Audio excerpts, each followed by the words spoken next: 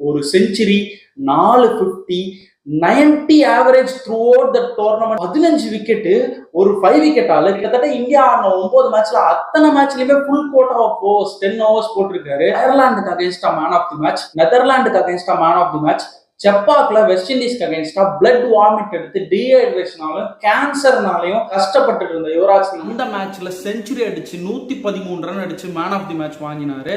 Yuvraj Singh man of the match ஜெயிச்ச 4வது match versus Australia hattrick World Cup வின்னர்ஸ்க்கு அகைன்ஸ்டா. தோனி அவுட் ஆன உடனே high pressure situation, quarter final, do or die match, knock out மேட்ச்ல பவுண்டரிஸ்லயே டீல் பண்ணி பிரெட்லிக்கு அகைன்ஸ்டாவும் பெரிய பெரிய பவுலர்ஸ்க்கு அகைன்ஸ்டாவும் ஆஸ்திரேலியா மாதிரி ஒரு கன் சைட கடைசியா ஒரு பவுண்டரி அடிச்சு தோக்கடிச்சிட்டு ஒரு செலிப்ரேஷன் பண்ணுவாரு பாருங்க. லிட்ரலா ஒரு போற ஜெயிச்ச ஒரு படை தளபதி எதிரி நாட்டு தலைவனோட தலையை பீட் பண்ணிட்டு ரவுத்திரத்துல கர்ஜித்தா எப்படி இருக்கும் அந்த மாதிரி ஒரு செலிப்ரேஷன் என் வாழ்க்கையில நான் பார்த்ததே கிடையாது.